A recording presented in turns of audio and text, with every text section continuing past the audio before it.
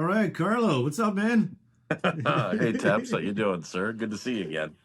Good, good. It's awesome. I guess to anyone watching, this is our second try at this, and so hopefully this will probably be our first video that we actually upload for our podcast or our run of these things. So, Right? What do we call welcome. this again? Did we come up with a name yet? Oh yeah, Sorta Hi-Fi. Sorta Hi-Fi. Okay. Yeah, Secret Sorta Hi-Fi.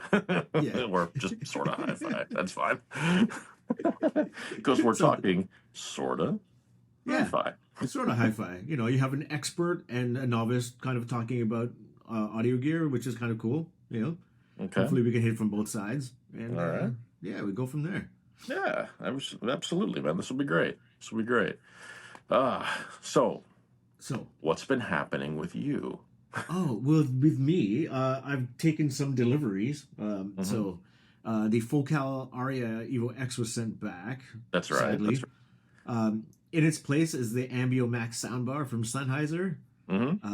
At the same time that came in, Q Acoustics sent the 5010 bookshelf Ooh, speaker. nice. It's actually which way am I going? Yeah, it's that Oh, right there it is there. right there. I see it. Yeah. Yeah. Um, Nice. I think the description is a diminutive little speaker that, Hmm.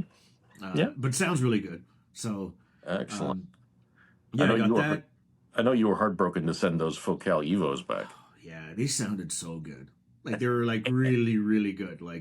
They look When, like when we great too. do these reviews, like it's like like everything sounds good. Like it's really you're really hard pressed to find something that doesn't sound good. Like everything, but Hmm. like when you find your personal preference, like sonically, it's like oh, because normally I could do a review and then when I'm casually listening, I just turn up the bass and turn down the treble a little bit because that's my preference. And Right, with right, these, right. it's like the first time I just defeated the tone controls, and I was like, oh, this is magic. You know, Taps without tone controls. I Oh know, man, right? go figure that. That's you better, we better we better like this is like a momentous occasion. Oh But it's man. only so far with that speaker brand. So like it's almost like I almost felt weird saying it like in the review where I was just like it feels like it's kind of boosted on the low Mhm. end, but like it does. So You know what? You would have loved. I think you would have loved the because I had, and I still need. I need the Wendy from Focal has. If you're watching this, Wendy, we love you and thank you for your patience with me. I I did a. I had the. I think it was like the Vestia number fours in, and I kind of felt the same way. I mean, they were great. I kind of felt the same way, like they had a nice bottom end to them, and it felt like a little extra oomph at the bottom. And it worked really well for like in my regular setup. Sometimes I thought if I had like tube stuff hooked up to it, it was a little too kind of blew me down there, but it was just my regular setup. It was just nice and punchy and had a good low end to it. And yeah, so I need to wrap that one up too. But you should have I sent them got over here when you were done with them, so I can just do a uh, video portion of that. I had them for a while, and I'm so behind on stuff because I've just been traveling and running around and stuff. So, but yeah, I I need to I get that. almost I almost think like just given their sonic signature, like Focal should be like you know how like at Best Buy there's like the house like they have like they normally have clips and poke and everything. Yeah, I yeah. almost feel like their lower ranges maybe like I haven't heard like the Thevia yet. I think I'm getting that, but Hmm. um like maybe those should be like in like a Best Buy store just because like to a consumer that's not an audiophile just wants big sound. Hmm. It's I feel like that sonic signature would suit them well, you It know. would, it would, oh yeah, it would hit a good audience, like a good cross section of people who would dig yeah, that sort of sound signature. Yeah, for sure, I could see that. I could Yeah. see that. And Wendy, Yeah. if you're listening, marketing wise, that would be a maybe a play. I don't know how hard that is, but I bet you it's probably the Best Buy people are probably ruthless. I bet you is what they are, and yeah, who knows if Focal wants to play that game or not. I have no idea. It may just not. They may not even be interested in wanting to try. But yeah, but great speakers. So oh yeah, totally, totally, totally, totally, totally. Oh man. So other than that, yeah, they got the I got I don't know if you can see it, the Fosse Audio Oh BT20A. yeah, that little thing Some back there. Yeah, the Yeah, little they're like, guy. hey, they just reached out directly. It's like, hey, do you want to review it? I'm like, yeah, sure, I'll do it. Um, Nice. Yeah. there's like the first maybe product that was just like, oh, this isn't like, I mean, it's $100. So if you're gonna spend For a 100 hundred bucks. bucks on something, like for $100, it works great. But like, Hmm. um, that was one that just need. Thank God I had tone controls because you could just turn up the bass and like turn Oh, down there the we go. treble, you know. That's the But taps we know. Tone yeah, control. yeah, yeah, tone controls. Everything needs tone control. If you can defeat them, great. Mhm. But like, You should have them there. I mean, it's for those that want them, they should be available. yeah, Nothing wrong I with that. know. Audiolab just added them to. I think they have a streamer coming out that they added tone controls to in their Hey, 9000 series. So hey, yeah, I there was they're a listening. They're there was a listening, right? comment on one of the, I guess, the Audiolab review. It was Hmm. just like, I can't believe they're doing this. Like I've worked with them for however many years, and this is just like a sales ploy. I'm like, well, that's a good ploy then, because people like me that were just like, this isn't for me, but if it had tone controls, it would be. Hmm? Um, yeah. Why So not? I mean, people are if they starting to can, listen. yeah. I mean, if they can add them and it's not that big a deal. Why the heck not? I mean, if you can, just don't use them if you don't want them. Yeah, and it's cool that I think they put them on a streamer and not the amp itself. So Hmm. you can like augment it prior to it going into the amp. Yeah, yeah. That's actually kind of unique, actually. So, huh? Yeah, well, I mean, I think it's kind of like what Spotify does, where I think you can adjust the EQ on the Spotify app itself. I believe on desktop. Okay, okay. I'm not sure if you can on mobile, but then it augments it through. And like, I mean, wireless earbuds have EQ in the app too, Right. right? So you're kind of getting it from, I guess, source and then into whatever you're playing it. So it makes a ton Hmm. of sense to me. Yeah. Well, I could see that. I could see that. Yeah. Excellent. All Neat. right. And so, Hey. but then you Yes, sir. have been on a world tour. It's May has been like a crazy month. I went to Munich High End to visit that show and cover it and stuff. And all our coverage is up on the Secrets website. It's been up there for a couple of weeks now. Um, Amazing show. And right after which, I need to say, our Munich coverage was sponsored by Fidelity Imports. So Steve Jannon, the guys at Fidelity, thank you very much for that. That was very, very cool. Um,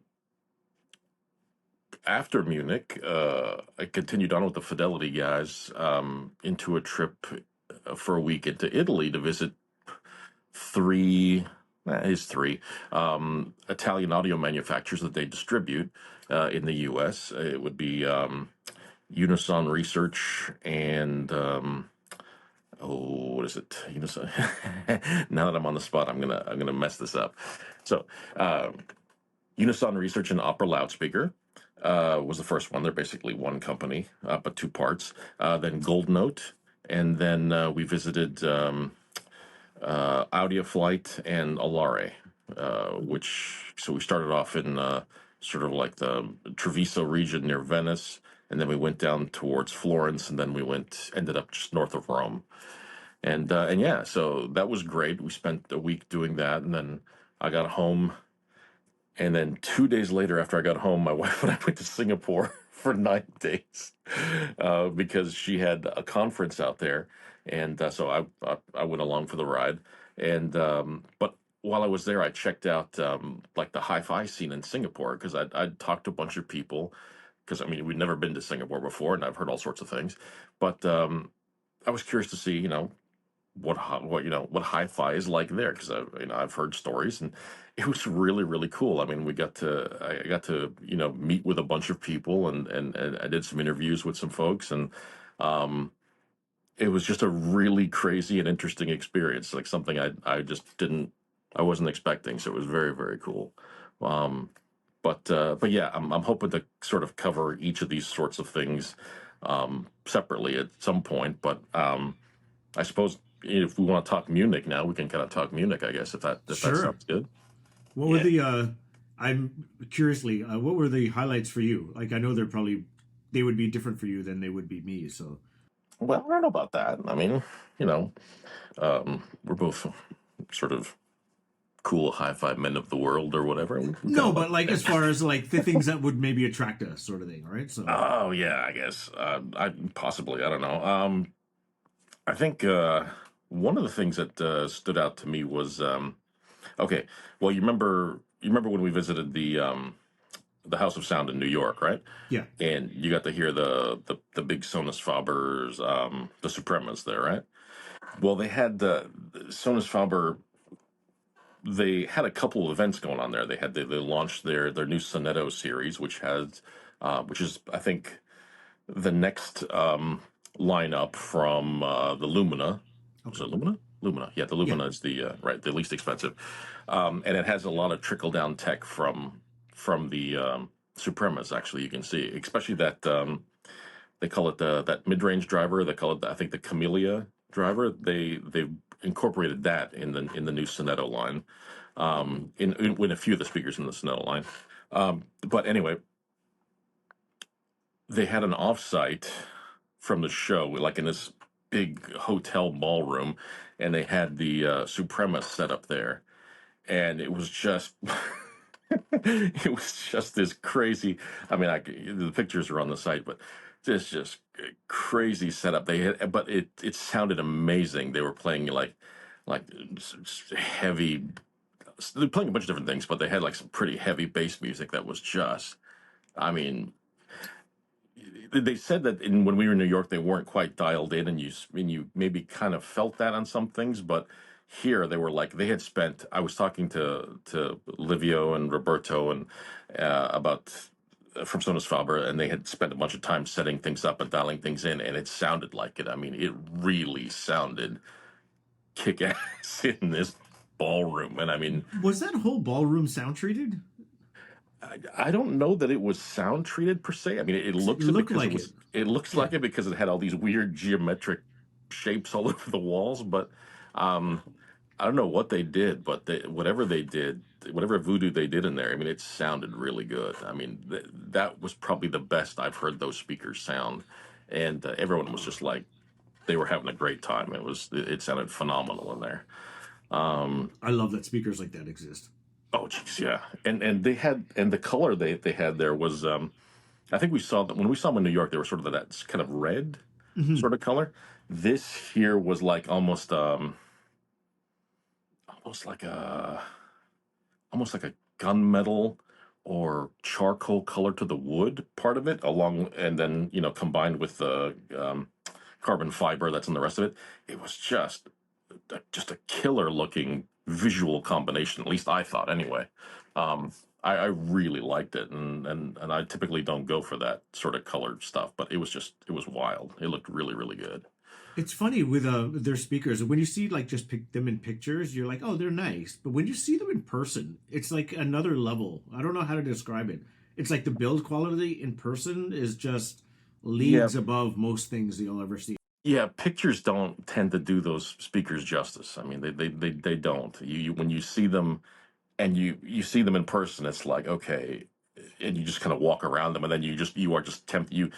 It's like you can't control yourself. You have to lay your hands on them, and you have to touch them, and like, ooh, ah, you know, and all that shit. Excuse me, and all that stuff. No, no, that's fine. Swearing's fine. Swearing's But fine. yeah, in person, they're like a whole other thing. It's just the aesthetics, just like boom, pop, and it's just you're kind of drawn into it. And then of course there's the sound aspect, and it's just like it's the whole package, Yeah. How which did is the real pretty cool. Sonetto sound? The Sonetos, the Sonetos were I don't think they had a they didn't have a live demo of the Sonetos. I think they just had them on static display as far as I could tell. So it'll be interesting. I mean, it'll be nice to get a review set in because yeah, they were all when I visited, they were all on static display. What's up? Sorry, No, no, no. sorry. Just a review set. I'll take a pair. Who you want? Bartender? Yeah, yeah. I'll take them. uh, there you Actually, go. Yeah, okay, selfish, I get it now. selfishly, the one that I would want to hear the most is when you remember when we were there at House of Sound. There was Hmm. that bookshelf speaker. I think it was like the Amateur, or the it was like a tiny bookshelf. Oh yeah, the I think it's like the Minima or something, or yeah, the minima amateur. Yeah, yeah, yeah. yeah. And I remember just saying, I was like, "Oh, I would brutalize this speaker." Like it's, and then you guys played it, and I mean, granted, it was powered by Uh-huh. I think it was powered by a Macintosh component or It was something. Macintosh gear. Yeah, it was Yeah, Mac gear. and so yeah, hearing that, and I was just like, "Oh, I'm completely wrong here. Like this sounds amazing." So I almost kind of want to hear that one again, but uh, I don't think I want to hear it without like Macintosh gear plugged into it. Like, you know what I mean? Like, I don't know. I mean, you could probably find some. You could. I mean, I'm sure you could make it sound really good with the right yeah, thing. But yeah, Mac does work well with it. There's no question about that. yeah. They also had a Rotel amp there too, so maybe that would work too, just That as would. I'm well. sure that would fit just fine. Yeah, yeah, yeah, Okay. yeah. Yeah. Anyway, back Trying to to you. think. Yeah, no, no. I'm trying to think what else. TAD or TAD, however you pronounce it, they prefer you say it. Um, always. I mean, they had their big reference. Uh, their big reference tower speakers there, and they had them. There was a limited edition version that they were showing off at the show, and it was in a neat sort of, I would say, turquoise kind of wood color, but it was really really cool. And they had like these other little detailed touches for the limited edition. Like, I think the crossover had been tweaked, and they had these special feet on them and stuff. But I mean, they just looked like freaking killers. I mean, they just look gorgeous, and the sound in them was just like phenomenal. I mean, I always TAD doesn't. I don't know that I've heard bad TAD speakers ever. Maybe, but Oh, I love the way those big speakers sound. They just top to bottom. They just sound fantastic. And this limited edition one that they had there looked really really slick. It cool. was really cool. Yeah, yeah. And they also had like a new preamp and that was there that was really neat looking. That's sort of like their electronics kind of have like almost like a sort of brutalist kind of design to them, but yeah, it just looked really nice, and it went with everything really well. So, but yeah, yeah, it's kind of hard to judge what electronics sound like in those sorts of situations because The you're acoustics always are hearing what the bad there, speakers. right? What's that? The acoustics at that show are really bad, right? It's all Munich's glass. got yeah, Munich's acoustics are always challenging, but it's kind of like, when you're listening to a system, ultimately the sound you're getting is what's coming from the speakers, right? So um, it's kind of hard to judge, not being familiar with the electronics. It's kind of hard to judge how much they're contributing to what you're hearing, but um, they looked phenomenal. And I mean, and the build quality is like on all TAD stuff's incredible. So yeah, Yeah, I guess that's kind of like the car show. Like you go and look at nice cars, but you have no idea what it drives like until you are able to possibly test drive one, right? yeah, without having sort of like a point of reference or like, and that's one of the reasons why we do reviews, is so that way we know we can actually, well, I don't think TAD is going to send me these giant 300-400 pound speakers that they'll hold down in my basement, but we try to do reviews that way, it gives us sort of a frame of reference, right? Hmm. So and to be able to judge what we're reviewing and also other stuff that comes in, and we have frame of reference to work from. So yeah, Yeah. but no, TAD stuff's always really cool. Just trying to thinking the other thing that If stuck I can in. interrupt, there's Yeah, yeah. that speaker that we talked about on the last one that we're probably not going to upload. It's like that crazy looking turbine speaker. That big, it's like a big black monolithic looking. You got to see that there, I think. Big black monolithic. I'm trying to think. Like it was really crazy. It was like almost like a big black sculpture of a speaker, and it had like it almost looked like black turbines, or looked like the alien from the Alien movies. Oh, right, the Vivid Yes, audio, the Moya, the M1. Yeah, yeah, I yes. saw that. I saw that thing there, and I listened to it. They actually had it playing live, and I actually spoke with the lead designer, Lawrence Dickey. Um, Super smart guy, and really really fun to talk to. But yeah, these things are, yeah, it's another speaker where it's kind of like can't pictures don't do it justice. You can't appreciate it until you're actually in front of the thing and you're like, mother of God, look at this thing. It's like, yeah. But yeah, it was pretty crazy looking. But it sounded good. Um, it they played a bunch of stuff that I wasn't really familiar with, and as from what I could tell, it sounded good, and they had set up like almost like a pop up room in the sort of I don't want to say convention area, but it's like a grand. There's like a few actually grand sort of halls or whatever that are almost like convention halls that have like are segmented off with booths, and sometimes they'll set up these. Some manufacturers will set up these pop up rooms, and the Moyas were in a pop up room. Um, I can only imagine what they would sound like in like a a more perfected space, like a better room or whatever. But in there, they sounded, as far as I could tell, pretty darn good. Um, yeah, and yeah, it's just like you're looking at Alien, you're looking at the Alien Queen or whatever. It's like, oh, this is like, you know. But and yeah, 'cause it just had these huge bass drivers that ran along either side of the speaker. They're like coupled on the inside, and it's just crazy. But yeah, very very neat. I mean, technically, it's like wow. Okay, it's just very very cool. Um, Trying to think. Oh, you know what? Dolly actually was really cool. They had because a couple years ago they released the big core speakers, and then last year? Last year they released sort of a one level down called the Epicor 11, which Yeah. is like a really pretty looking tower speaker with a lot of the tech. And now at the show they released a whole line called, I believe it's the Rubicore, which basically, more trickle down tech. And it's a complete speaker line, and it looks very Dolly, very sort of, minimalist, sort of Danish, you know, but very pretty. And they have, it's a complete line. So they have towers, bookshelves, center, and they had a demo going on of the towers, um, and they really really um, Dolly is like one of those brands that's like they're not on the top of everybody's mind, and I mean they're probably not on top.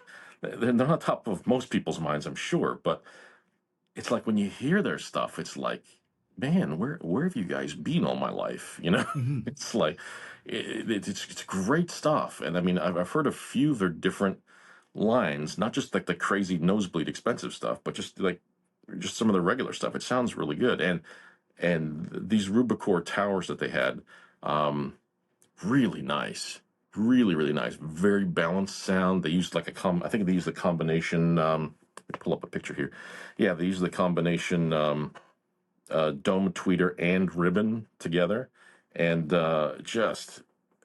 just really sweet high end, nice balanced mid range, and punch in the bass, like really nice, solid punch in the bass. Like I was not from the shape of the dimensions of those towers, I wasn't expecting it, and when it hit, it was like, oh crap, that's great, that's Yeah. really good. Yeah, Yeah. I saw the press images when they got released. I was like, oh, these are really pretty. Like they Hmm. look nice. Like and Yeah. however they shot them in their press materials looks really good. Yeah. But they look appealing, and they're one of the only brands that makes like I believe. Correct me if I'm wrong, or I'll correct myself on the video after. But No like, worries. it looks like they make wall-mounted flat speakers for like rears, Yeah, they do actually. Yeah, they do. which I They feel do. like is missing in a lot of speaker lines. Like it's Yeah, like yeah, that sort of on wall kind of sort of flat speaker. Yeah, especially for guys. I mean, guys like me who have like a home theater in a basement, and I mean, yeah, you probably your got a couch similar is up setup. against the wall, right? So Yeah, you need something a bit more flush. So yeah, and then they've done that on a couple of their lines, and I think, let me look at the pictures here. I think they might have had it. Did I they think have they it for did. these? I forget. I don't know if they had it for these actually. I couldn't. I don't see it in the pictures, so maybe not. Let But me doesn't mean you can't mix and match from one of the other lines. Yeah, but still. So yeah, let me quickly check. I think I have it here. Oh, no, I don't.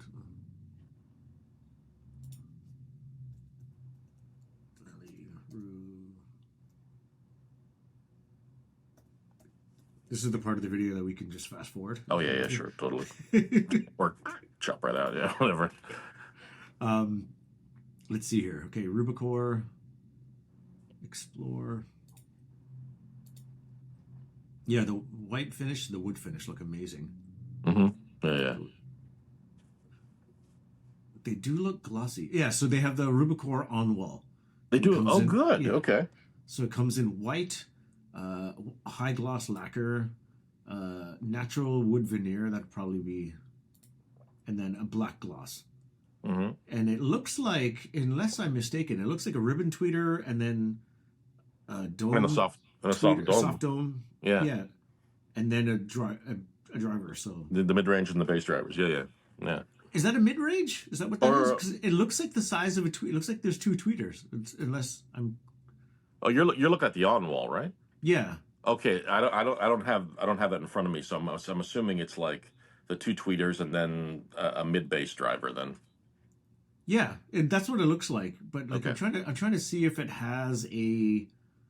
is a mid-range driver, but it doesn't look like the size of one. So maybe I'm totally wrong. But there's nothing in the materials that says anything. Like, what is that? Do they normally have two tweeters? Is that? They do on some of them, yeah. So they have the combination dome and ribbon together. Yeah. Yeah, high frequency driver, one planar, and then one soft dome. Yeah, so it's a combo. So two of them. Okay. Cool. Yep. Get up to those dolphin and bat listening frequencies or whatever. Yeah. Yeah, for the ones that are close to your head. That's exactly. What you want. It's like,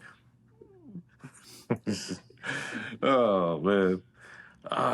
And then I saw, not to interrupt you, I saw Q Acoustics released their new 3000 series. Yep. Yeah. Those are really neat too. They had those playing and those sounded really nice. I mean, tremendous. I think those guys have a thing for just like great sound and tremendous value and the looks. They kind of got that whole package thing going down. Like a lot of speaker brands, they have like all their speaker lines look different. And like I like Modern Audio does this as well. B&W to an extent does it as well, where everything looks like the same family speakers. They just elevate certain ones. Yeah. And it's really nice. Like it's just like that's distinctly them. Yeah, every single time. they all have that DNA. They're all related, and you can easily spot it no matter how far away they are from you. Yeah, totally. That line though is sort of like the opposite of Dali, where they really need an on-wall speaker. Yeah. I wish they had an on-wall speaker right now, because my living room is like 10 by 9 or 11 by 9. I don't know how they would pull that off, because those guys they tend to do the narrow baffle but the deep speaker, I think, if I'm correct. Yeah. So yeah, they would. I wouldn't know how they would pull that off for an on-wall. Alex Monroe's a bright guy. He could figure it out, I'm sure. I mean, because like especially that range, like when that released, I just did like a small video of just like, hey, like my favorite speakers are going to get discontinued soon, right? And these ones are coming out, so like get them if they ever go on sale. And some of the comments were just like, oh my god, I love these speakers. I can't believe they're replacing them. And then I think it was in Australia, or some guy from Australia was like, these are like double the price of the 3000 series in Australia, but they seemingly look like the same price here. Oh man, I couldn't tell you. Australian pricing is weird. I've found in a few situations. Yeah. Not that I'm regularly shopping on Australian sites, but I've heard that a few times from a few different people. So. Yeah. So like, but like they look relatively the same price in U.S. and Canada anyway. Okay. But so I would like to see like a flat tur speaker. Right now I use the 3020Is as my surrounds, and so like I guess the front baffle is right where my like nose is when I'm sitting on the couch. So like I have to basically point them directly at me. So sometimes like that surround is just missing me altogether. Mm, But yeah. Okay. Okay. but I mean, they should be able to figure it out. Those guys are they're a smart bunch. They should be able to figure it out. You guys work, Alex. If you're watching this, you guys work on that pronto Taps will before buy you them. retire. Oh man, and yeah, no, So what else? those. What else came out there? Anything? Was there any other big releases there? You know, it was funny. I was curious to see because SVS was actually there with their new big Mm, uh their new God, what is the name of it? I always it's such a long, it's a few names and it's such a long combination that I always mess it up. Um, it's their SVS. okay, Ultra Evolution series. Okay, and they had the whole line there, including the big pinnacle tower thing, Mm-hmm. which they were saying they're supposed to send me the review actually, which would be interesting. Oh, Um, but I was curious to see what, because I mean they've announced it here for a while, and I know what the reaction's been here at a couple different shows at Expona and whatnot. But I was kind of curious to see how we sort of the more European crowd, the sophisticated crowd, would take it. And apparently they were the room was their room was like constantly packed. They were like running demos, like a home theater demo with the whole setup, and yeah, it was really popular and very constantly busy, full of people. So, I mean, it looked like a lot of people liked what they were hearing, so which was great. mm-hmm. So yeah, yeah, that was really interesting. And I guess Um, considering like that's the top of the range speaker, yeah. um, it looked. So I'm just looking at it online. So in U.S. prices, it's $24.99 a speaker, which Mm-hmm. comparatively against like everyone else's top of the line speaker, that's nominally priced. Like, That's yeah, it's very approachable for a lot of people, and I think that's kind of one of the bonuses of being SVS is they can pull that off. So yeah, I'm really curious to get their big towers in here because I got the space for it in this room, and just like because they have like bass drivers not just in the front but on the back as well. do they really? Yeah, they do. And Oh, so it's supposed to do this thing where, the bass it helps the bass couple with the room. And so I'm like dying to oh, try those that big looks towers out in here. awesome. Yeah. Yeah, really I'm dying to try those out in here. Yeah, Uh so those would be like the speakers you need to pull away from the walls. yeah, I think so. Yeah, you'd want to give them some breathing room. Yeah, yeah, yeah. Yeah, yeah, yeah. Don't no, a little farther than 2 feet from the wall. Yeah, So, yeah, you can review those ones. I don't have the space for that. oh well, they have smaller ones. We can get you some smaller ones, maybe, or Yeah, whatever. yeah.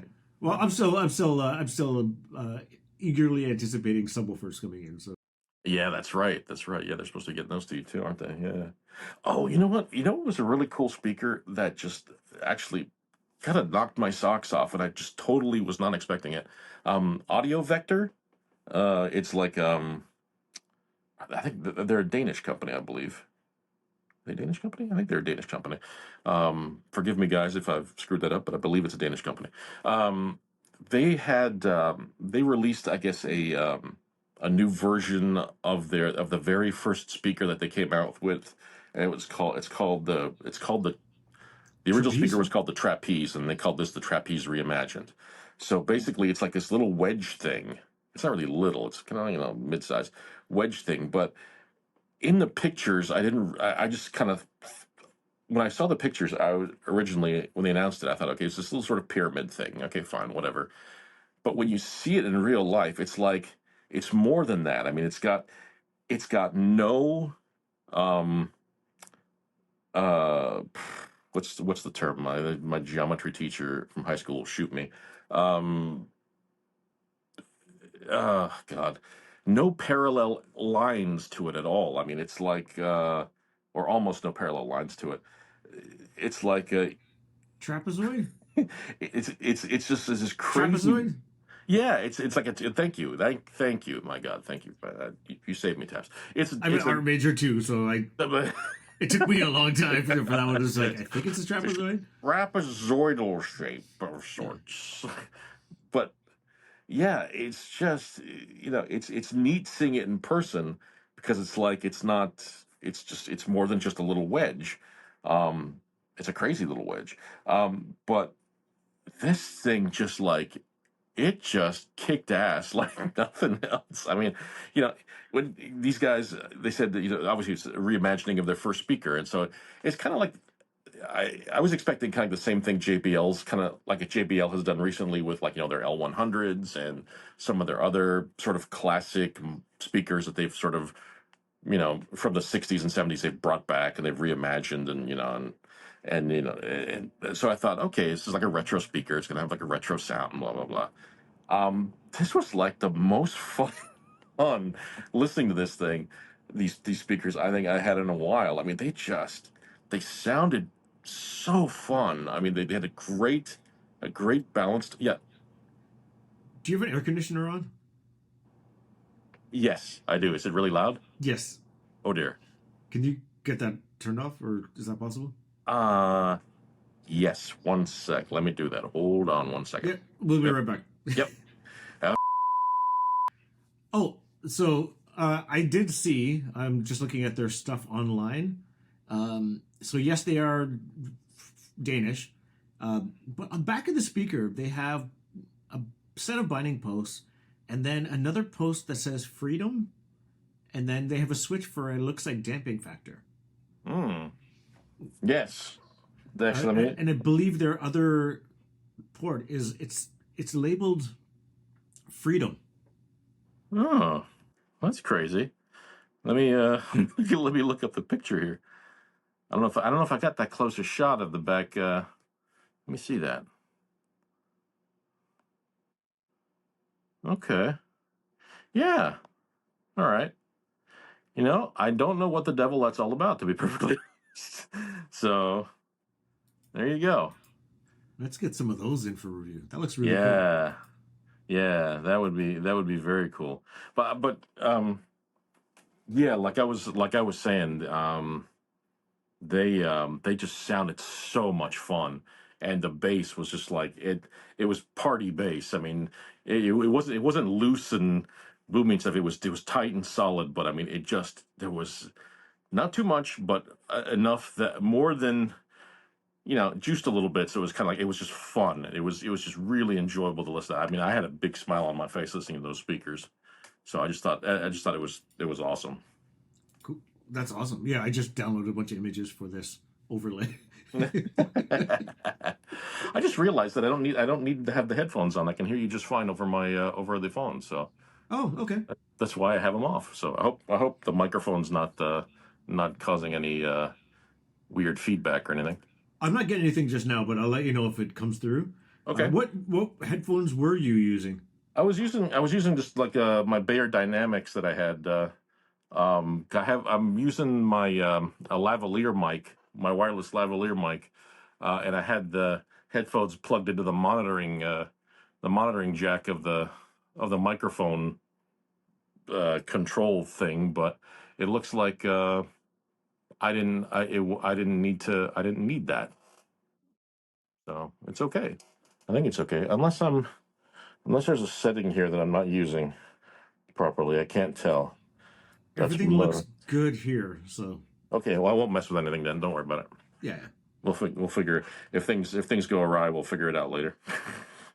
um, yeah. But those going back to those audio vector speakers, those things were just great. Those trapeze reimagined, those they were just great speakers. And Really they fun. don't have a gloss finish, which is like music to our ears. Yeah, Um, yeah, totally. oh no, I think they do. Sorry, is the white one gloss? The white one, no, actually it No, it's wasn't. white silk. It's like a Yeah. satin finish. Yeah, it's like a satin finish is what it was. Okay. And then there was like a sort of like a light wood and then like a darker wood and then like this sort of kind of metallic ash or something or Okay. black or whatever it is. So Um, if you could choose, which one would be the one that you get? ooh, I would go for. I'd probably go for the lighter wood finish myself. Yeah, I think so. Me too. Yeah, I like. I really like that. I I mean, the do like darker white wood. speakers a lot, but the ash, yeah, Yeah, you know, we were funny. It was funny you mentioned that those focals that I had here, those Vestia number fours, they were like in a whitewashed sort of sort of white finish that looked like something that you would have at a beach house or something like that. You know, like if you were living in Florida in the Keys or something, you'd yeah. have those speakers, right? You know, we ended up calling them the Donna Summers actually for a while 'cause it just reminded me of like disco speakers or something like that. So, but that's besides the point. No, not really. I mean, like I think the only thing I disliked on the Focals were the drivers. Yeah. Um, yeah, I just didn't.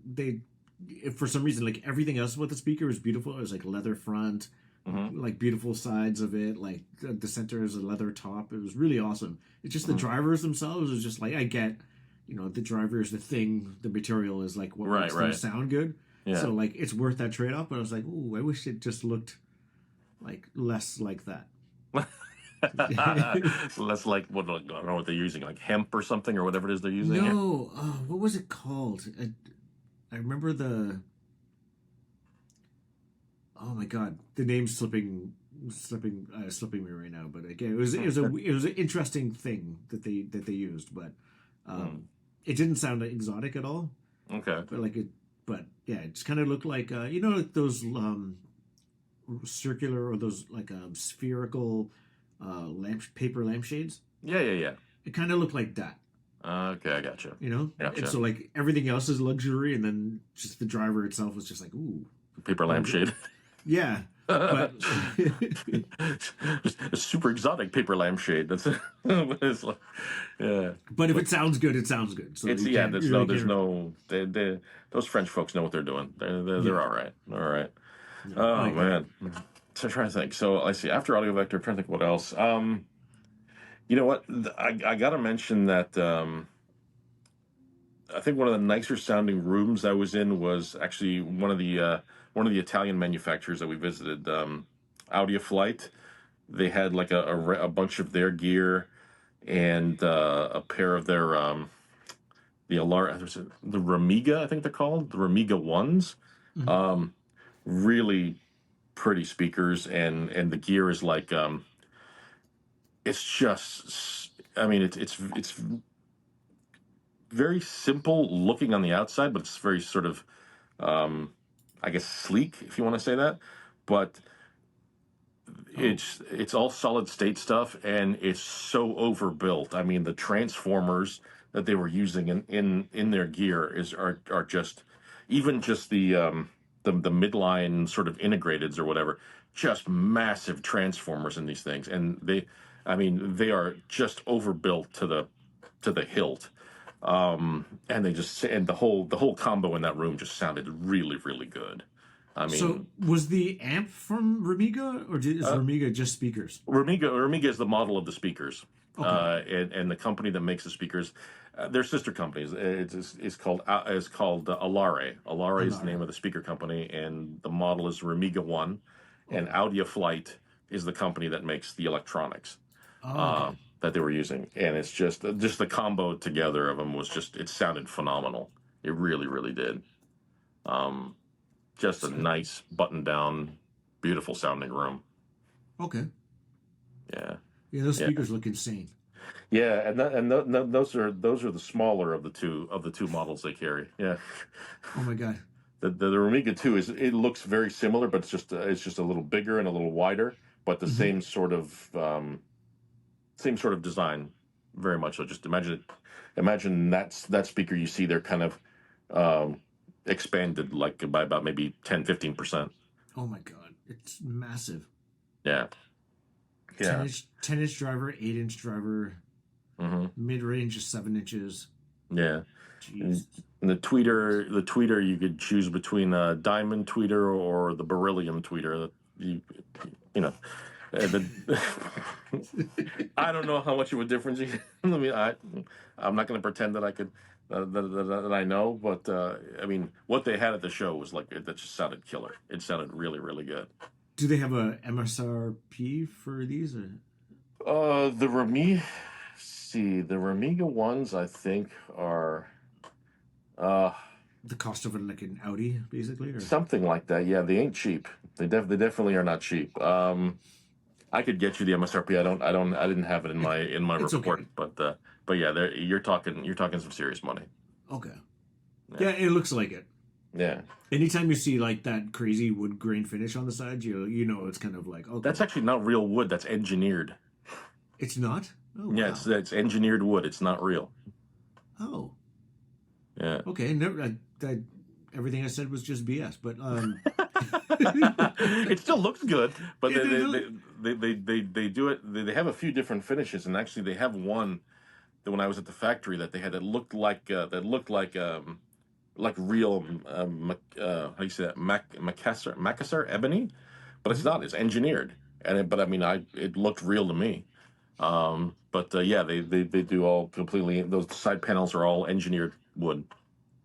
So. Interesting. So like, I remember because we talked about like gloss speakers and our like Hmm. how we don't enjoy them, but then when you see a lot of the higher end like Hmm. cost no object speakers, all of them have gloss sides or at least some sort of Yeah. gloss. And then I've mentioned in a few reviews of just like I don't like these gloss speakers, and then someone commented and it actually made a lot of sense. But I think he said it to be facetious, but it was just like, listen, anyone buying this speaker has someone coming in to dust it at least once or twice a week. I That's was like, very all true. right. That's right. That's right. That's right. Right. They have help. They have help to take care of them. Yeah, that's right. That's right. That's funny. That's funny. Oh man. Yeah, but they sounded they looked gorgeous and they sounded phenomenal too. So it's like, wow. Yeah. One of these days. One of these days. One of these days, eh? Yeah. Trying to think what else. Oh yeah. Was it the MoFi Andrew Jones and those MoFi what do they call them? The eight is it the 888s? Is that what they are? Yeah, the Source Point 888s. Um, so it's basically his new sort of tower version that has of the speaker that because they originally came he originally just came out with the Source Point 10s, which was like the 10-inch coaxial driver, and then the Source Point 8s, which is the 8-inch, which are sort of like they're both stand mount speakers. And this 888 is like a tower version that uses the 8-inch coaxial driver and then a couple more, I think 8-inch bass drivers, I believe.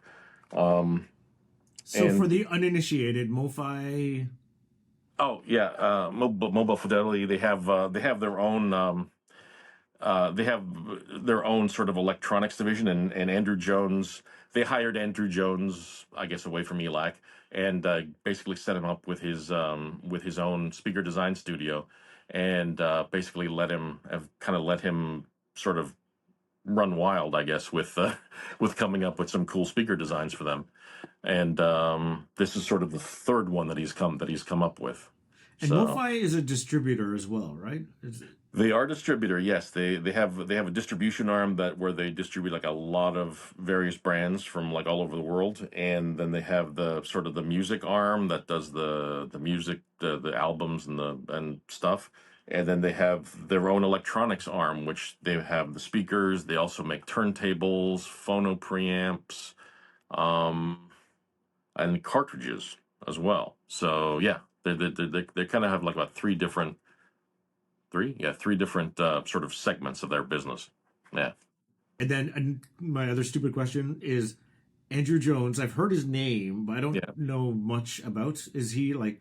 Is there like a He's Reader's okay. Digest version of him? He's a super nice guy, a very talented speaker designer. He started, I think he started with Kef, if I'm not mistaken, and then went from there, I believe, to Pioneer and then TAD because Pioneer owned TAD at the time, and he's very well known for. Um, the designing speakers with coaxial or concentric drivers, and that basically means you have the tweeter basically in the throat of the mid-range driver.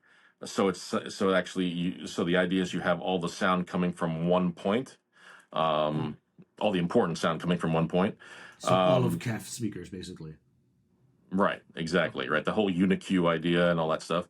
Um, so and then from TAD he went to ELAC, and then ELAC he got picked up by MoFi, and MoFi's basically given him, like I said, set him up. He set him up with his own speaker design studio, and they basically have kind of letting him kind of run wild a little bit. So yeah, yeah, but very talented guy. Cool. And yeah, these speakers, these SourcePoint 888 towers, I think they're like 5K for the pair, but they just sounded. I mean, for most people who I think are looking for a step up in speakers, and this 5K is like in their budget, or even maybe a little more. I don't know how they would not be happy with these speakers. I mean, it would have to be they don't like them for aesthetic reasons, but sound wise, I mean, they did so much right, and they just sounded really, really good with like a wide variety of music. Um, there's something about the way speakers, like, I mean, this is the case with these, with some of the um, concentric driver or coaxial driver speakers that ELAC made, and also TAD and KEF. There's something about the way a speaker with like a properly designed coaxial driver, just just the sound of it, it just, there's something about it that's just like really appealing. You know, Hmm. it gets that mid range. I mean, when it's designed right, that mid range and the transition to the treble is just like really, really. It's just really nice. It's really, really nice.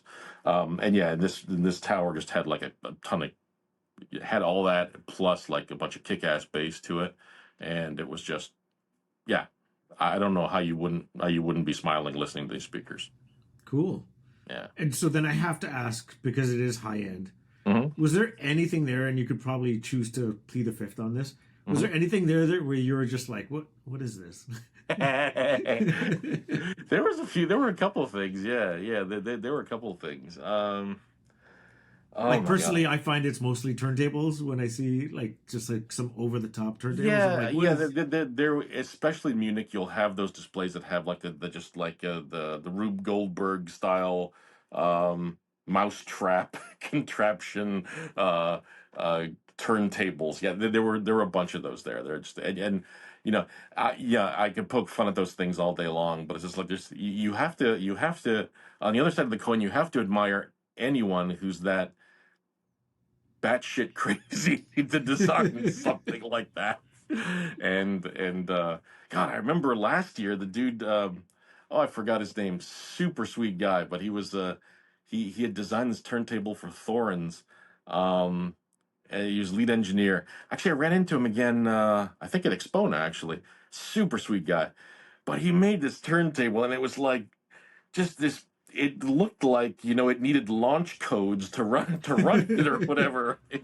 I mean, it had like a tablet hooked up to it that it told you exactly what how it was balanced, and the suspension on it was just crazy. But there was like plenty of that stuff at Munich, I mean, as well. So yeah, you gotta laugh, and at the same time you sort of admire the chutzpah people have to come up with this sort of stuff, even if it's just like it's a freaking turntable. It's like someone dragging a nail through a groove to make sound. It's like, Yeah, and but like at that point, it's almost like if you're going to go to that extreme to get the cleanest sound, just listen to the digital format. Like, yeah, yeah, there because is it's that. because a There is lot of that. the modern music is coming digitally and then just getting cut to vinyl, Yeah, and you yeah. have to master it differently for vinyl than you do for anything else. So it's just like, That's where the batshit crazy part comes yeah. in. And I'm always the wrong person to ask for like turntables, like because people ask me all the time. But like I come from like DJ culture, right, where we beat the shit out of our turntables. Like that's just a thing. So like, Speaking of DJ culture and turntables, I mean, the Techniques was there, and they yeah, had launched. They the had partnered Lamborghini up with one. Lamborghini, Oh, I want that one and so bad. I want that you one know what? so bad. It is, and God forgive me, Bill Voss. I mean, I love you to bits, and I love Techniques to bits, but it's just like it's it was like it's such a a marketing driven thing. It's like Lamborghini techniques combined together, and you have the Lamborghini edition SL 1200. Okay, yeah, I get the. And so the jaded part of me is like, it's like, okay, it's a Lamborghini turntable, fine. It's got a little design bits in it and from Lamborghini and all stuff. But damned if it didn't look cool. It's like I can't deny the fact. It's like, damn, that's actually cool. Like I was torn because like okay, like so I saw it and I was just like that looks cool, but like there's part of me that is like, and I hope this doesn't put me in hot water with techniques, but like so there's part of me that like from like DJ culture essentially like techniques like they discontinued the DJ turntable for a while, right? Yeah. And then Pioneer stepped up, and then everyone was like, if you're gonna buy a turntable, you buy I think it's the PLX 1000 or something. Right, Like that's that. it. That's the one that you buy. And then when Techniques really released their turntables, they essentially just like outpriced like any DJ that would Yeah. buy a turntable. So it wasn't Yeah. really it was never really a support for like hmm DJ culture really. And Yeah. so then they released this one, and it's like the furthest step away from DJ culture you can get. Like it's just like it's Lamborghini. But then part of me loves Lamborghini. So then, and then when I saw the colorways, and then they ship it with a piece of vinyl with engine sounds, I'm like, I want I that want that all day now. long. Yeah, Yeah, I want it all day know. long. And I to the know. point where I email Bill, it's like, hey, is this going to come up for review? And he's like, no, we're not sending review samples out for this. Like, this is. I'm like, oh. Darn it. So I'm going to miss my window on that. I could just daydream about it.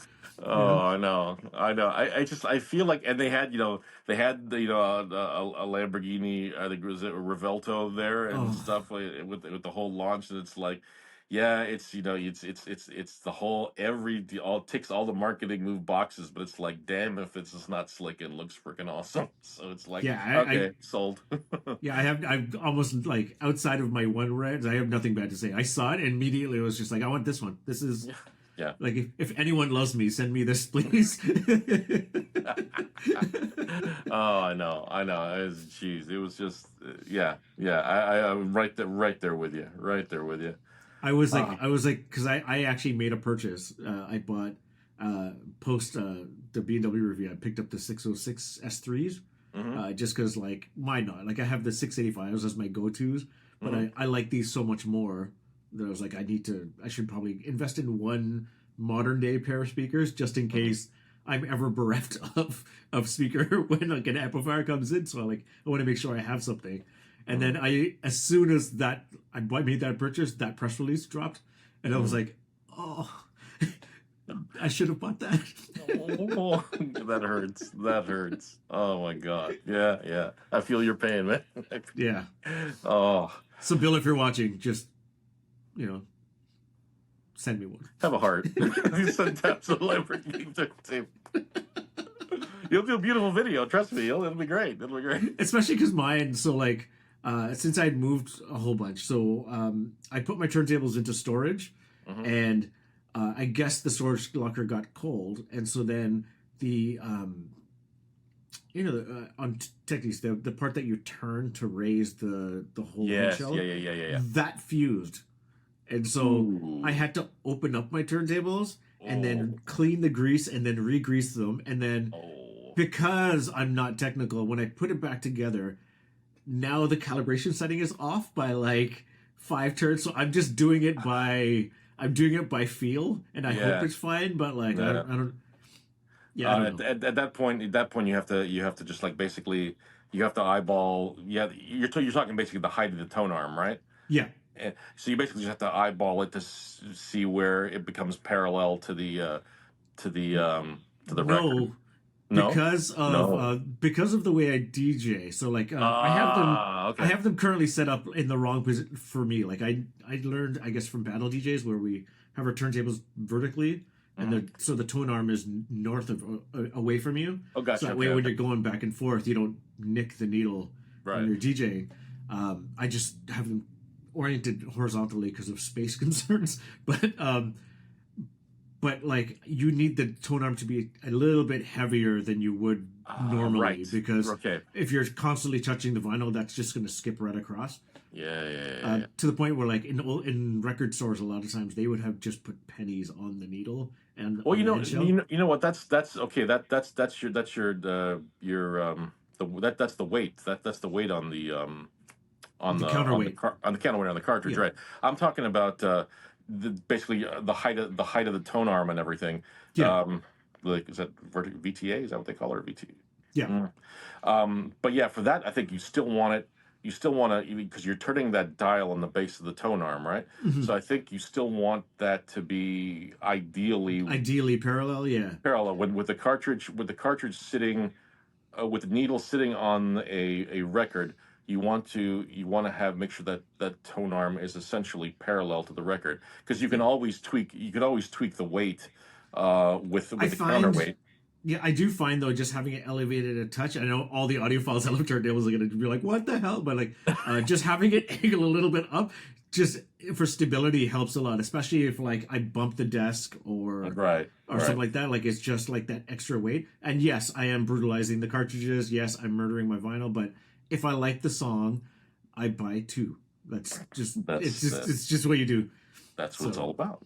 That's what it's and all then about. the one that's calibrated properly is the Alpha TT from Cambridge Audio. Yeah, yeah. That one's calibrated completely flat, but it's not something I'm But gonna. you don't use that one for DJing. No, you just use that for listening to music. Yeah, yeah, No, yeah. it doesn't have It's speed not built for settings. that. No, Yeah, yeah, yeah. No, no, no. these are No. made to be abused. Yes, yes, absolutely, absolutely. Trying to think what else. On the subject of turntables, willing to bring this up. I went into the Nagra room, and if you're familiar with Nagra at all, it's just like super expensive Swiss stuff that looks like lab instrumentation, and it's very very cool stuff. But they had the thing that sticks. That's all well and good, but the thing that sticks out in my mind is they had like a 70th anniversary turntable that they released, and the thing it's just like it's one of those badass looking turntables that have these four big columns of suspension and stuff. But the thing that just like I thought was like just the piece de resistance or whatever is that the platter, you look into the platter, the top of it, it's transparent, so it's clear, you can look into it, and the bottom of the platter, they all the gubbins or whatever underneath the platter, it looks like it looks like if you ever see like the inside of a nice automatic watch, basically like a skeleton watch or whatever. You see that it looks like that. It looks like the insides of like this giant automatic watch when you look through that clear platter. It was just the craziest thing I've ever seen. It's like this is slick. This is really hot looking. I mean, I like this. Um, I don't know what it has to do with any of the performance of the turntable, and it's like astronomically priced and everything, but it's just like the coolest thing I think turntable wise I saw at the show. I was just like, hell yeah, that looks all right. I mean, next to the Lamborghini Technics turntable, I mean that looks super cool. Um, but yeah, You know, it's I almost wish is like uh-huh. we should find someone that's like stupidly rich, and then take him to like Expona, and then being like, "What would you buy?" Just to get like that other ah perspective of just uh like maybe there's one that's an audiophile, but like what if there was like one person that just wasn't, like maybe he's a sheik or something like that, and we're like, well, what would you buy? You know, like because you're not thinking about things like we are. Like what would yeah. you get? Like you have the Lamborghini already, you got the Ferrari. What's the thing that you would what's floating your boat here? You Yeah, know? yeah. What's getting you excited? Yeah, yeah, yeah. No, that would be interesting. Well, I mean, you know, If there are any sheiks out there, just hit us up, and we'll yeah, take you to an give us a audio jingle, show. would you? You two could be part of the next podcast. We'll take princes and Yeah, whoever else. Just yeah, that's all or right. billionaires. Anyone? Just Billionaires, that's right. Yeah, music, music producers, whatever. It's all good. That's all yeah. right. Oh man, just trying to think what else. Um, mm, Headphones, stacks, the electrostatic headphone guys. Um, this. I think this what they're doing with this. I think is like a slightly genius move. They're releasing this new electrostatic headphone, and it's not like the big things you're used to, right? It's like a definitely smaller. I think that's the what's the name of it? The SRS X1000. So it's actually a set. It's the headphone and the electrostatic amplifier to drive it. It's smaller, so it's a little more compact or whatever. $1,000 for the pair. So basically, it's like it is, but it isn't, but it is. Like my first stacks basically is Hmm. what it boils down to. So it's an introduction to the line of everything else, and got a chance to listen to it while it was there. Worried that it was kind of like what the heck could they do with like these sort of the smaller size ear cups and stuff. It sounded fantastic. I thought it sounded really, really good. I mean, yeah, not as fully resolved as like their much more expensive things, but for a grand electrostatic headphones and at that size, and they had thought it out really well. It was very comfortable, and the amp was capable but small. It just, yeah, I think they're going to sell a boatload of them. I mean, it just was really, really. I thought it was killer. I really did. I think that's Especially if they package them like my first act would be amazing too. yeah, Like Fisher yeah. Price Yeah, like Fisher design. Price with like little cute little cuddly bears or whatever. It's like my for stacks. But actually, I think actually Lori is getting a set to review actually, so Oh, she's gonna be checking those out. But yeah, I just thought it was like a genius little move on their part. and So Lori, for those listening, is our resident headphonista, correct? yes, Yes. yes, she is our mistress of headphones, as we call her. But yeah, no, she's gonna be getting those. Oh, oh, oh, oh, yes, yes. This Oh, speaker, this one of this speaker that I thought was just it was one of the exciting things to show. I'm glad I kind of remembered this because I didn't want to forget mentioning them. These guys were off site from the main show, but so we just took a little cab over to another hotel to check them out. Company's called Silent Pound. Weird name, Silent Pound. I don't know, but where are they from? I think they're from Lithuania, and they had these speakers called the Challenger Twos, and basically just really they're cool looking speakers. They had the it's set up for, if you look at them from the front, it's like a mid-range tweeter mid-range oh. for the mids and highs, and they're set up um, to project sound in a, what do they call it? I think a cardioid dispersion, kind of like some of the top end speakers from Amphion do, and actually Mhm. some of the and it's the same sort of thing that I think Key Audio does with their speakers using all sorts of DSP and stuff. But these guys are doing it without the DSP. They're doing it sort of like au naturel, I guess.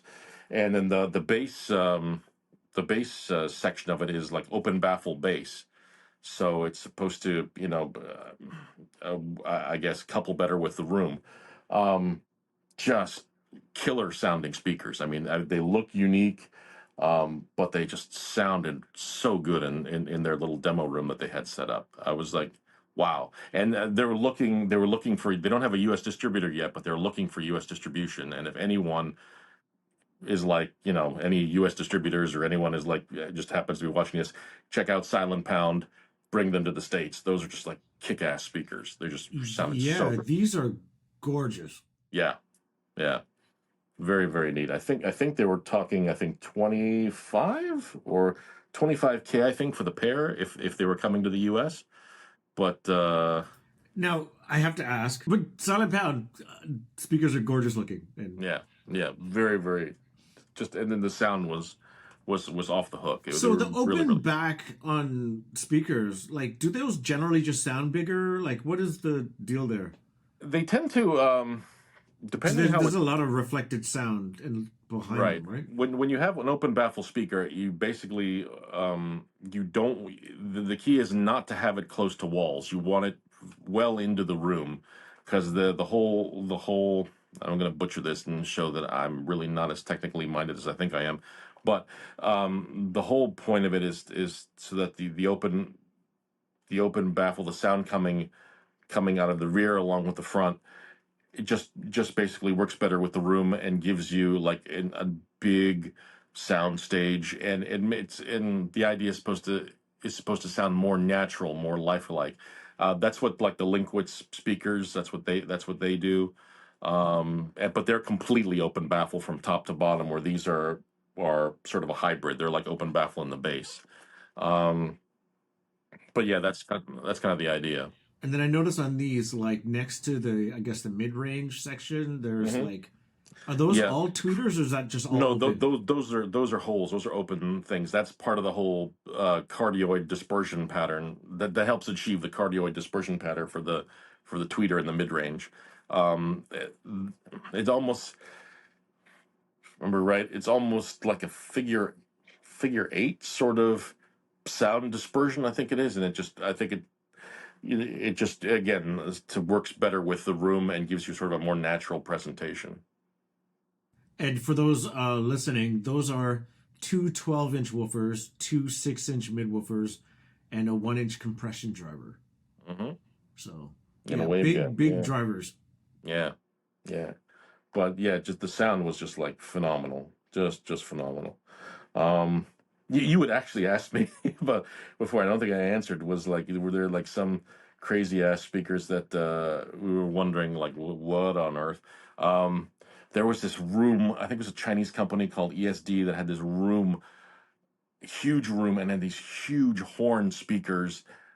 I think it was, I forget what the price was, but I think it's like almost $1 million worth of speakers and electronics. It's just this monstrous thing. It was just, I mean, it, it was like horns as far as the eye can see, like these big red horns, and it was just crazy. I mean, it didn't sound bad. It didn't knock my socks off, but it didn't sound bad.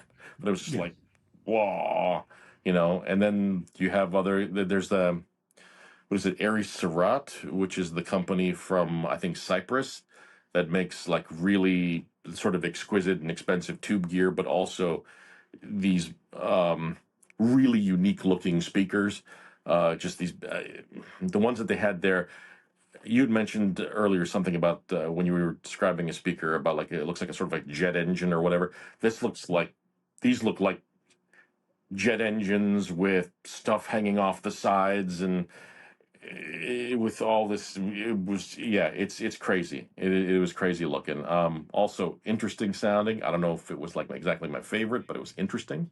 Hmm. um Confidentially, it sort of kind of looked like giant balloon animals actually when you sort of looked at it from certain angles. I thought it was like, but yeah, definitely, just again, some crazy stuff, some crazy stuff there. Yeah, it's almost funny. It's like because when you get to, I guess, cost no object, it's no longer. I guess being living room friendly isn't the concern because when it's always going to have its dedicated room, and whoever Yeah, you're buys gonna it, have, the room built expressly for those speakers or gear or whatever. Yeah, yeah. your custom listening room. So yeah, So um, you can put the most ridiculous stuff in there, you and then totally could, and it would be just fine. It'd be lovely, and your help would be by every Wednesday to like dust them off and everything for the yeah. gloss. Get the fingerprints off them. Yeah. Oh man. But yeah, yeah. I So mean, sorry. Go ahead. no, so I was just going to ask. So at Munich, so it's in Munich. So then, um, for the days that you were there, did you get up to anything like outside of like the shows? No, because once you're there, because Munich is basically, it's a 4-day show actually, and the way it's set up is the first 2 days are press and industry, and then the second 2 days are open to the general public. So, and it's such a busy show, and there's just like physically so much. Um, no, I mean, I had some nice dinners and stuff. That was about that was about the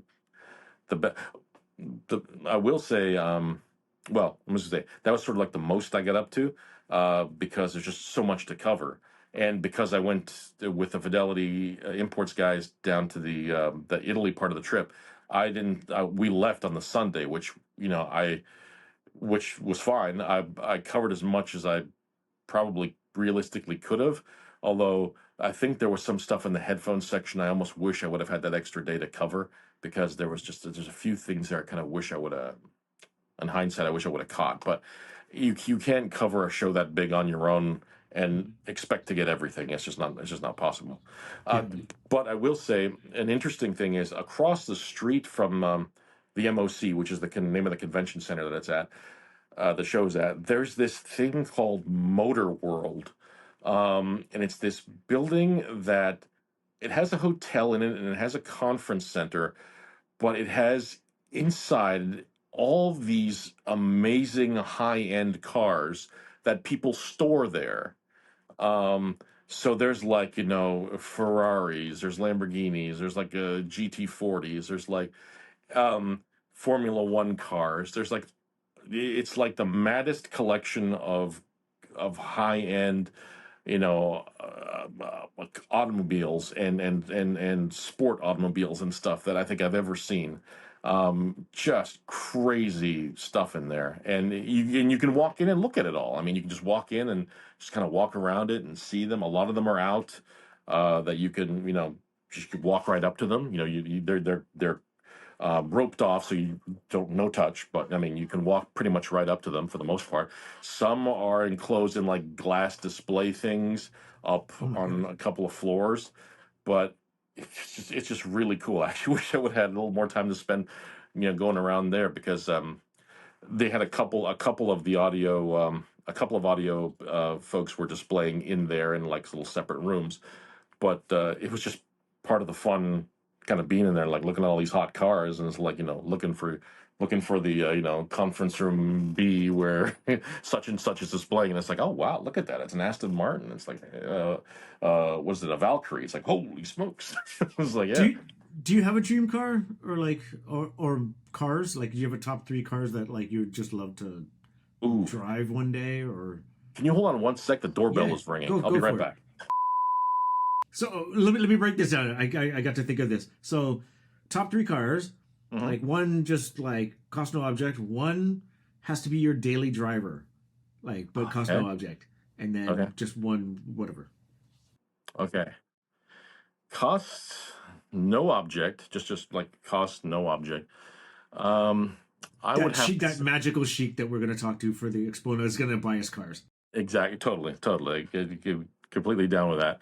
Um, I like one of those Bentley Continentals, the really fast ones, like one of those Bentley Continentals, either with a W12 in it, or the or even just the 8.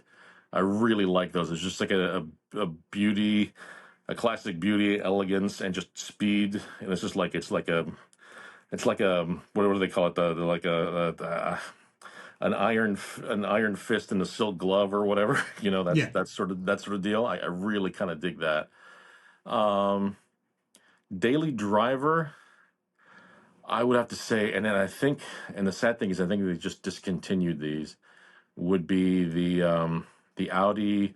I think it's the coupe, the sporty coupe with the TT, not the TT. No, no, no. That's a hairdresser's car. the R8. The R8. Thank you. The R8 or the R10, actually, with a 10 cylinder in it, with Mm, the same engine that's in the Lamborghini Huracan. yeah, That one. I love that. I've always loved the look of that car and the sound of that engine, and just the way that, I mean, that would be like the ultimate daily driver. hmm And it's an Audi. You can use it as a daily driver. Um, and then just like, what was the other one? Just like in any. or maybe it's just the two. Maybe, or, Oh, but like, but do you have a third? Just you just love, or you know what? I I've always loved these cars, but I have to say I don't like the way it would have to be. It might have to be a used one, because I don't like the way the styling is going on them now. It's like a BMW M5. You yeah, know, either an M3 or an M. Well, yeah, an M3 or an M5. But because I just love the power in them, and I love the comfort and everything. But lately, BMW styling has been like, ugh, it's just, I don't know where I don't it's know. really bad. It's kind of gross, actually. Yeah, it really is. It's slightly vomit inducing. Um, but they used to be beautiful. So I think I might buy a used one. So All right, I think that that's would cool. probably be. Cool. What about you? So I think I'm on the same page almost. M2 competition or CSL or whatever the heck that is, Yeah, like yeah, yeah.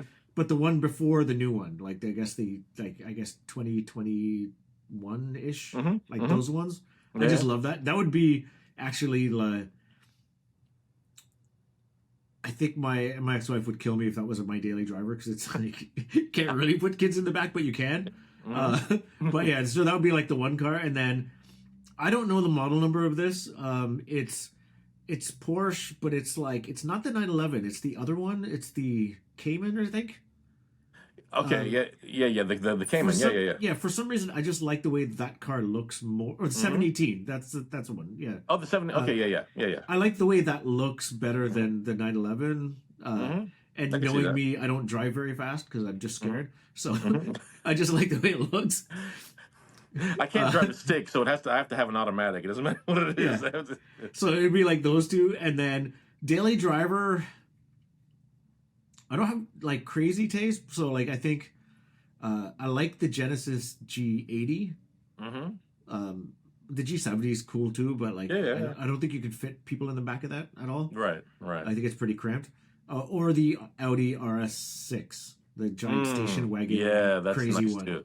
Yeah, That would be up my that would be up in my daily driver thing too. Actually, yeah, yeah. That's a because good point. whenever I'm driving back from the gym in the morning, there's always some guy that it's the same car, like coming back the same way, but he's not coming from my gym, hmm and I'm just driving behind him, and I'm in my Kia Rio. I'm just like, oh my god.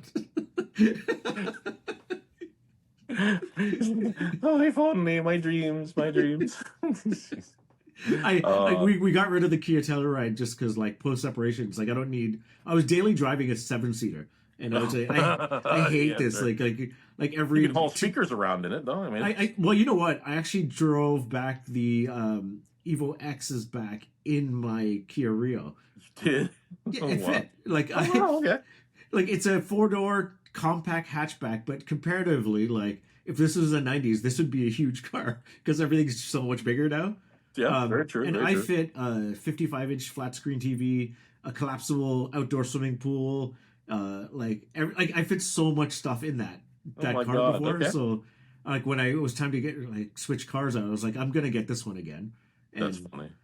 it was great. So I fit both floor standers in hmm boxes and the center speaker in that with room to spare. So Nice.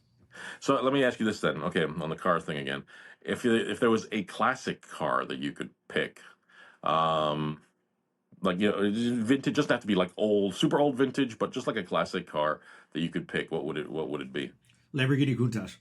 Mm, mm-hmm. The Huracan is up there for like just like cost no object car too, but like Yeah. I don't think I know how to drive it to be honest. Like Yeah, no, I love the way I think the Huracan's one of the sexiest cars I've ever seen. I think I would be terrified to actually try to drive the thing. Yeah, yes, yeah.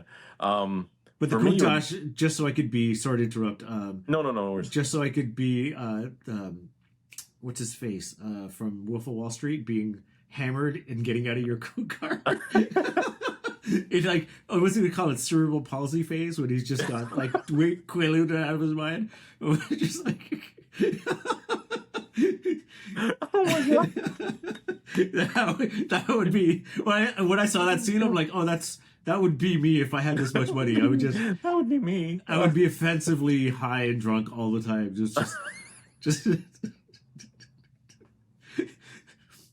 Oh my God, that's hysterical. Oh, you know, I don't have anything to top that. The only I was gonna say like a Porsche 928S. I mean, I always loved the way those cars looked, and because it was so like unlike any other Porsche, and 8 cylinder. I love the pop up, eye lamps and stuff, and yeah, it just has a great back end to it. I always love those. Yeah. there's also another kind of car. I just like looking at cars. I would just hmm when we were in Japan, someone had like an old beat up Datsun pickup truck. hmm So it was like like they used to have car Yeah, yeah, yeah, slash yeah, pickup truck sort of yeah, thing. yeah, yeah. And I love tiny cars. Like I've just always like I don't get big cars. Hmm. But like when I saw that, I was like, I'd love to drive one of those one day. You know, just and then he started it up, and it was smelled like the worst lawnmower I've ever smelled. It was just like it was. Probably sounds like the worst lawnmower you've ever heard too. Actually, oh my god, what are they going to call you? You'd be like trying to would you be like racing 240Zs or whatever on like the Wanagon or whatever they call it, the the racing highway or something they have out there, something like that. It's funny. I watch car reviews like no one's business. I can watch all of them. Like there's like two Canadian channels. There's like one called Throttle House and there's one called The Straight Pipes. I watch those. I watch all of their. I just love watching people that know how to drive, knowing that I would get in one and I don't know too. Oh, 10, You 10 know? seconds in like a hot cart. I'd like have it in a hedge or like in a ditch somewhere. I'm sure. I mean, I'm not. Have you ever seen I think it's Matt Watson from CarWow? Have you ever seen No. like so like they do he's a British guy Hmm. and he they every so often on the channel like or almost every other video they do drag races. Hmm. And so but they drag race like say like every generation of like the 5 series. You know? And so Mm, like which one would of course it's the new one that always right. wins. But like yeah, they do a ton of different drag races which are kind of fun. I just like watching them. That's funny.